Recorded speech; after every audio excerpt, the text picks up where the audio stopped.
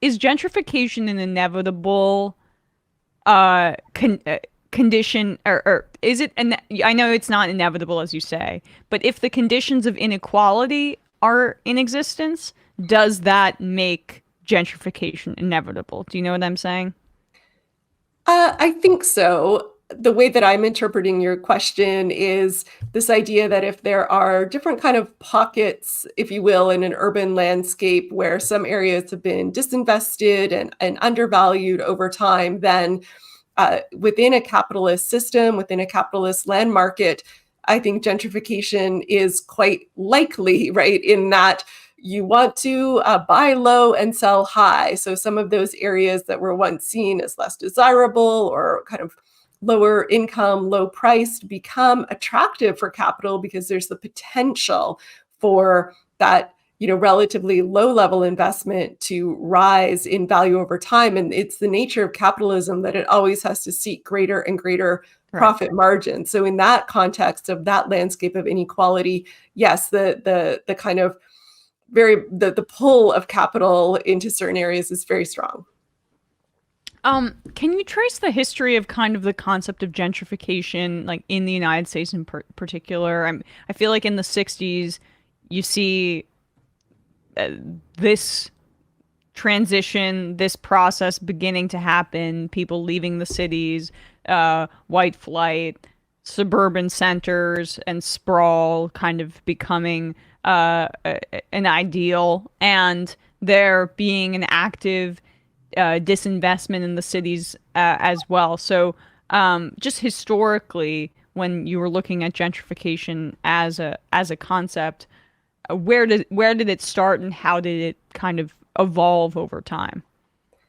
The term itself was coined in 1964 in London by a sociologist, but of course the process had already been underway in different places for some time.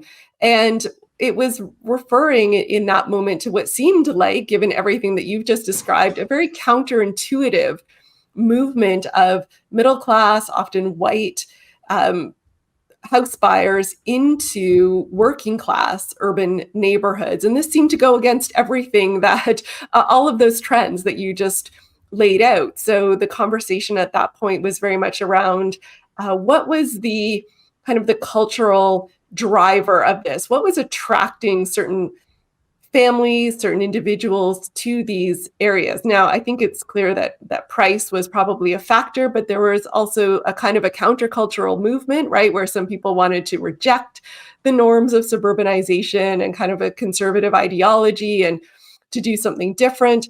Those who were living what would have been called alternative lifestyles at the time, whether they were single, whether they were part of the LGBTQ plus community, whether they were single parents, found more acceptance and a greater diversity in urban communities than they were finding in those white flight suburbs. So I think that cultural story is an important one to tell. It's not the whole story, but it certainly seems to have been a key part of the picture, particularly in those early years. And then as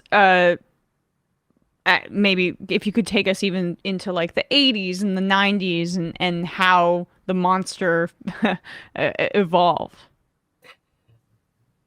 The or way that grew. is described in the literature is kind of like a wave model that we in the early years had these, kind of a bohemian countercultural kind of left-wing artsy movement of people back into the city. But as the neighborhoods that they inhabited became a little more middle class, a little more palatable, if you will, to more mainstream families and households. There was the second wave is a kind of middle class household wave that starts to see these areas as a good investment and as Mm. having many of the amenities that they desire, whether those are, good schools, a nice green space, good access to public transportation, those sorts of things.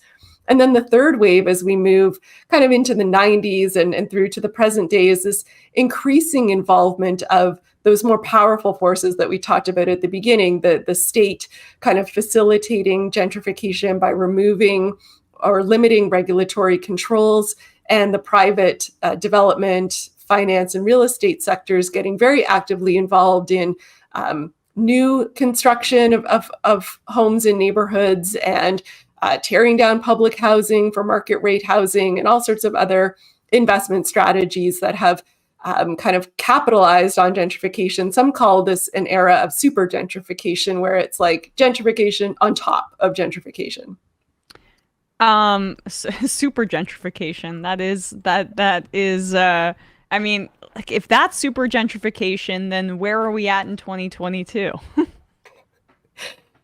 Yeah, I mean it's this era where we see almost a real multiplicity of forms of gentrification. We've talked about like a tourism gentrification. We've talked about this kind of foreign speculation as a form of gentrification. We have a wide variety of forms that are, to my mind anyways, and as I argue in the book, ways of extracting value and wealth from urban neighborhoods, and often in the process taking them away from or displacing the people who were the ones who kind of made them what they were in the first place, but who are now not so able to enjoy, if you will, the fruits of their community labors over time.